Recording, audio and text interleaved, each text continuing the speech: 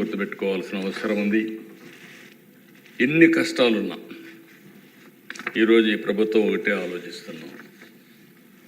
ఏదైతే ఆ రోజు ఎన్నికల్లో నేను, పవన్ కళ్యాణ్ గారు, బీజేపీ ముగ్గురం కలిసి ఎన్డీఏ కూటమిలో ఎన్నికల మేనిఫెస్టో ఇచ్చాం, సూపర్ 6 చెప్పాం. ఈరోజు కూడా చెప్తున్నాం, చిత్తశుద్ధితో పనిచేస్తాం, కష్టపడి పనిచేస్తాం, రాత్రింబగళ్ళు శ్రమ చేస్తాం. మేము చెప్పిన మాటలను నిలబెట్టుకోవడానికి అనుక్షణం పనిచేస్తామని మరొక్కసారి ఈ అసెంబ్లీలో ఈరోజు అధ్యక్ష మీరు ఒకసారి చూస్తే వచ్చిన వెంటనే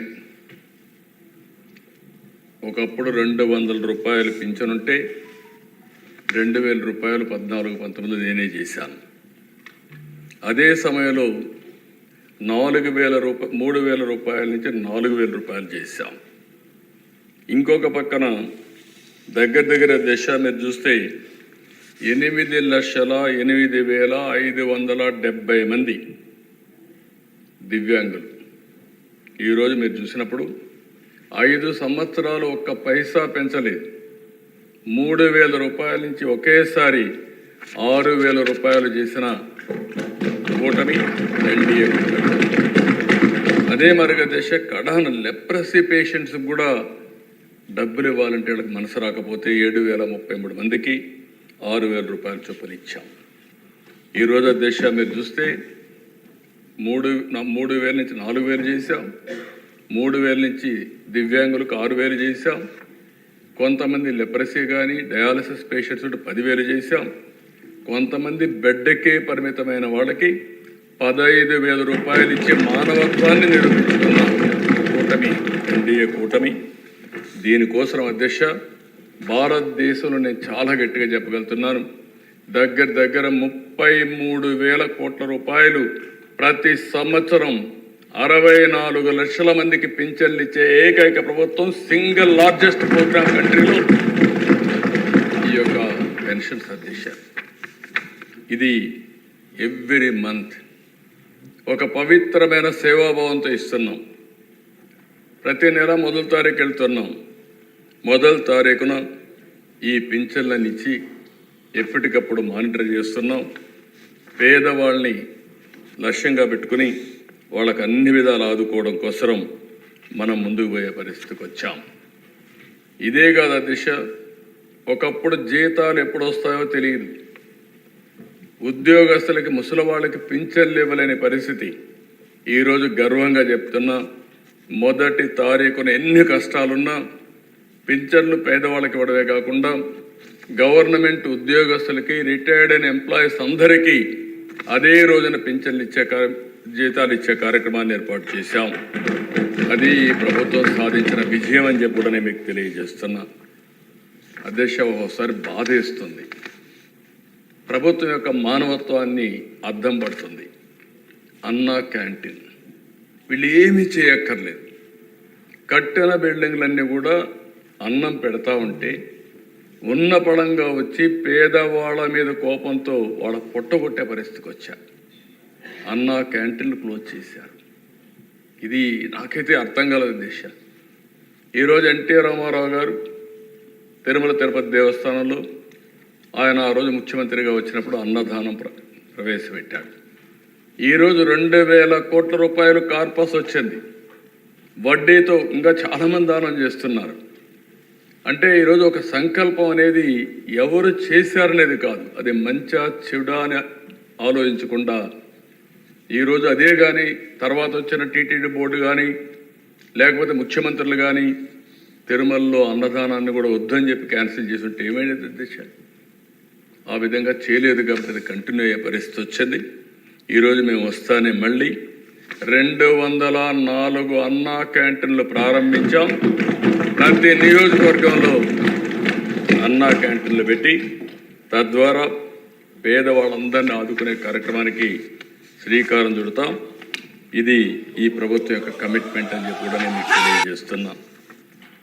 అదే మరిగా దిశ ఈరోజు మనం ఒకసారి చూస్తే ఈరోజు దీపం కార్యక్రమం పేదవాళ్ళ కోసం ఏదైతే ఎన్నికల మేనిఫెస్టోలో మేము చాలా స్పష్టంగా చెప్పాం, దాని ప్రకారం ఈరోజు 3 ఉచిత గ్యాస్ సిలిండర్లు ఇస్తామని హామీ ఇచ్చాం.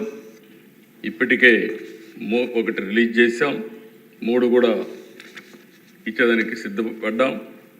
ఈరోజు మీరు చూస్తే 48 అవర్స్లో వాళ్ళు కట్టిన తర్వాత తిరిగి వాళ్ళకి డబ్బులన్నీ కూడా రీపే చేస్తున్నాం. ఈ ఒక్క ప్రోగ్రాంలో 2,684 కోట్ల రూపాయలు ఖర్చు అవుతుంది. ఇప్పటికే 1 కోటి మంది రిజిస్ట్రేషన్ చేసుకున్నారు, 80 లక్షల మందికి ఇచ్చాం.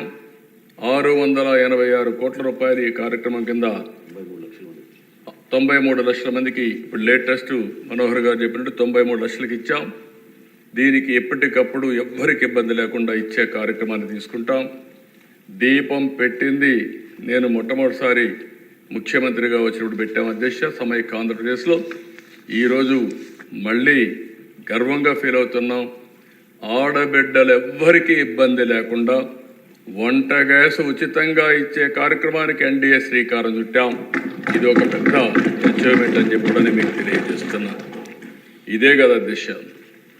ఈరోజు ఈ సభ ద్వారా నేను ఒకటే హామీ ఇస్తున్నా, తొందరలోనే ఇప్పటికీ డిఎస్సి అనౌన్స్ చేశాం, దానికి కూడా శ్రీకారం చుడతాం. రాబోయే సంవత్సరం 16,384 ఉద్యోగాలు ఏవైతే చెప్పామో రిక్రూట్ చేసి ట్రైన్ చేసి పోస్టింగ్స్ ఇచ్చి పాఠశాలలు ఓపెన్ చేస్తామని చెప్పి కూడా నిరుద్యోగులందరికీ హామీ ఇస్తున్నాం. దానికి కూడా శ్రీకారం చుడుతున్నాం.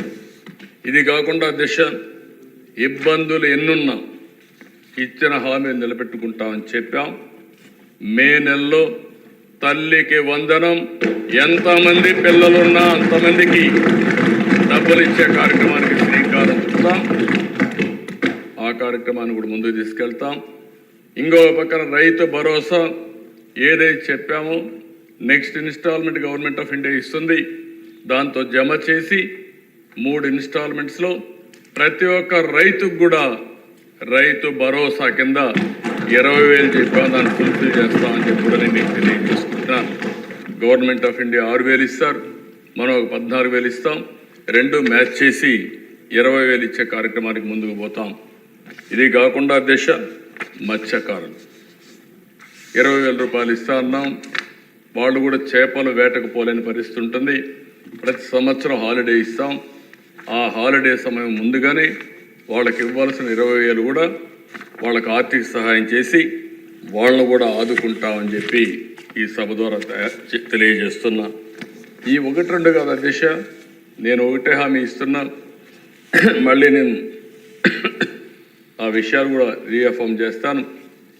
ఏదైతే మేము ఎన్నికల మేనిఫెస్టోలో చెప్పామో ప్రతి ఒక్కటి కూడా అమలు చేయడానికి చిత్తశుద్ధితో కట్టుబడి ఉన్నాం. అన్ని విధాల ప్రయత్నం చేస్తామని చెప్పి కూడా ఈ సభ ద్వారా ప్రజలందరికీ విజ్ఞప్తి చేస్తున్నాను. అయితే అధ్యక్ష, ఇక్కడ 2-3 విషయాలు మీ అందరికీ తెలియజేయాల్సిన అవసరం ఉంది. గడిచిన 5 సంవత్సరాల్లో ఏం జరిగిందో ఒక్కసారి మీరు ఆలోచిస్తే నేను 4-5 స్లైడ్స్ చూపిస్తాను. మీ అందరికి ఒక ఆలోచన వస్తుంది. ఎందుకంటే అధ్యక్ష పవన్ కళ్యాణ్ గారు ఎన్డీఏ తరపున నరేంద్ర మోడీ గారిని ఒక ఆదర్శంగా ఎప్పుడైతే అభివృద్ధి చేయాలి, సంపద సృష్టించాలి, దీనివల్ల ఆదాయం పెరుగుతుంది, పెరిగిన ఆదాయాన్ని సంక్షేమ కార్యక్రమాలకు ఖర్చు పెట్టాలి, కొంత డబ్బులు మళ్ళీ అభివృద్ధి పైన ఖర్చు పెట్టాలి, మళ్ళీ ఆదాయం పెంచుకుంటూ ఎక్కడికక్కడ ప్రజల్ని సాధికారత చేయాల్సిన బాధ్యత ఉంది. ఇది ఒక సైకిల్. ఇది సంపద సృష్టించకుండా ఇష్టానుసారం ప్రవర్తించి అప్పులు తీసుకొచ్చి ఖర్చు పెడితే అది సస్టైనబుల్ మోడల్ కాదు దిశ. ఆ విషయం చెప్పడానికే నేను ఈ 4-5 స్లైడ్స్ మీ ద్వారా ప్రతి ఒక్క మెంబర్కి కానీ రాష్ట్రంలో ఉండే ప్రజలందరూ కూడా ఆలోచించుకోవాల్సిన అవసరం ఉంది.